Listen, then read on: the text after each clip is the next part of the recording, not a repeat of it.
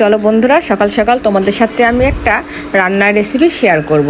আজকে আমি রান্না করব কাঁচকলা দিয়ে, পটল দিয়ে, আলু দিয়ে, ওই যেগুলো মানে মাছের নামটা আসলে ঠিক ভালো করে জানা নেই, ওটা জাপানি মাছ মনে হয়। তো যাই হোক, সেই জাপানি মাছটাই রান্না করব। ওদিন নিয়েছিলাম তো ওই মুড়ি ঘন্ট খাওয়ার জন্য, তো কয়েকটা পিস রেখে দিয়েছিলাম, 3-4 পিস ফ্রিজে রেখে দিয়েছিলাম। তো ভাবছি সকালবেলা চান সেরে ওটাই রান্না করব। তো যাই হোক, আমার মেয়ে তো পেঁয়াজ রসুন খায় না, তো এই জন্য একটু জিরাটা ভেজে রান্না করব। তো খেতে কিন্তু অনেক ভালো লাগে। তো সে যাই হোক, আজকে দেখতে পাচ্ছ আজকে সকাল সকাল যে চান টান সেরে একদম কত সুন্দর করে রান্নাঘরে ঢুকেছি। আর আমাদের মেয়েদের জীবন তো ওরকমই, তাই না? আমাদের তো সকালটা চান সেরে পুজো করে তারপরে তো রান্নাঘরে ঢুকতে হয়। তো সে যাই হোক, আজ সবজিগুলো যে সুন্দর করে কেটে বেছে ধুয়ে ধায়ে নিব।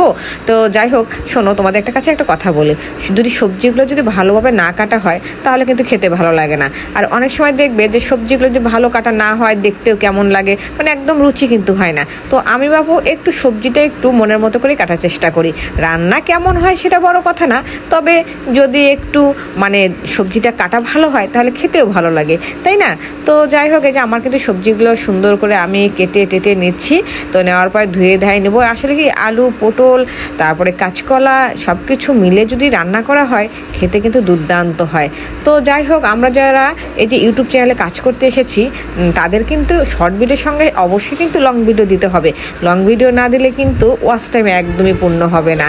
তো আমি তো অনেক দিন থেকে শুধু শর্ট ভিডিও দেই, আমার কিন্তু একদম ওয়াচ টাইম নেই। তো ভাবলাম এখন থেকে আমাকে শর্ট ভিডিওর পাশাপাশি লং ভিডিও দিতে হবে। তো যাই হোক, তুমি দেখতে পাচ্ছ তোমরা এই যে সবজিগুলো সুন্দর করে একটু কেটে বেছে ধুয়ে নিলাম। আর এই যে মাত্র 3 পিস ছিল, তো ওই 3 পিসই রান্না করব। যেহেতু আমার মা মেয়ে খাবো তো আজকে, তো এই জন্য 3 পিসই রান্না করলাম।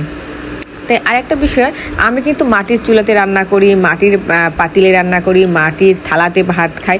আমার খেতে ভীষণ ভালো লাগে। তো তোমাদের খেতে কি ভালো লাগে? তো এই দেখছো আরেকটা বিষয়, এই যে করলা, আমার একটা গাছে করলাও হয়েছিল। তো ওই করলাটা একটু পেরে নিয়ে আসলাম, মনে হচ্ছিল একটু করলা ভাজি খেলেও বোধহয় ভালো লাগবে। আর এখন তো প্রচুর গরম, আর গরমে কিন্তু তিতা খেতে দারুণ লাগে, তাই না? তো এদিকে যে দেখতে পাচ্ছ কড়াইটা কিন্তু বেশ গরম করেছি। গরম করাতে এই যে মাছগুলো আমি মুচমুচে ভেজে নেব, মুচমুচি করে। না ভাজলে তো ভালোই লাগবে না। তো এই যে সুন্দর করে নুন, হলুদ, তারপরে হচ্ছে লবণ, এগুলো দিয়ে কিন্তু আমি মেখে রেখেছিলাম একটু 10 মিনিটের মতো। মাখলে কি হয়, তখন ওই যে একটু মাছগুলো যখন ভাজবে তখন খেতে কিন্তু দুর্দান্ত হয়। তো এদিকে এই যে আমি কিন্তু ওই যে 5 ফোড়নটা তেল দিয়ে আমি এই যে সবজিটা কিন্তু জড়িয়ে দিয়েছি। এখন ওখানে হলুদের গুঁড়া, মরিচের গুঁড়া আর পরিমাণ মতো লবণ দিতে হবে, দিয়ে অনেকক্ষণ কিন্তু কষাতে হবে, না হলে কিন্তু ভালো লাগবে না। আর আমি বাপু একটু তেল একটু বেশি খাই। তো যাই হোক, এই যে নাড়াচাড়া করতে আছি যতক্ষণ না পর্যন্ত ভালো ভাজি না হয় ততক্ষণ তো খেতে ভালো লাগবে না। তো কষাকষি করতেই আছি। তো এরকম করতে করতে দেখবে যে তেল কিন্তু উপরে ভাসতে শুরু করেছে, তখন ভাবতে হবে যে আমার বোধহয় রান্নাটা বোধহয় হয়েছে। তো এই যে আমি হওয়ার জন্য একটু জল দিয়ে দিলাম, আর উপরে কিন্তু একটু মাছ ছেড়ে দিয়ে দেবো। বাহ, খেতে যা দারুণ! এই মাছের ঝোলটা সত্যি দারুণ। সবসময় কি পেঁয়াজ রসুন খেতে ভালো লাগে? একদমই কিন্তু না। তো এই যে দেখতে পাচ্ছ, যখন এই যে ঝোলটা টকবক করে ফুটবে তখনই কিন্তু মাছগুলো ছেড়ে দেবো।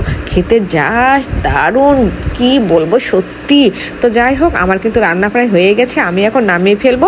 আমার মেয়ে আমাকে ভীষণ তাড়া দিচ্ছে। তো এই দেখো আমার মাছের ঝোলটা কেমন হয়েছে, একটু অবশ্যই কমেন্টস করে কিন্তু তোমরা জানাবে।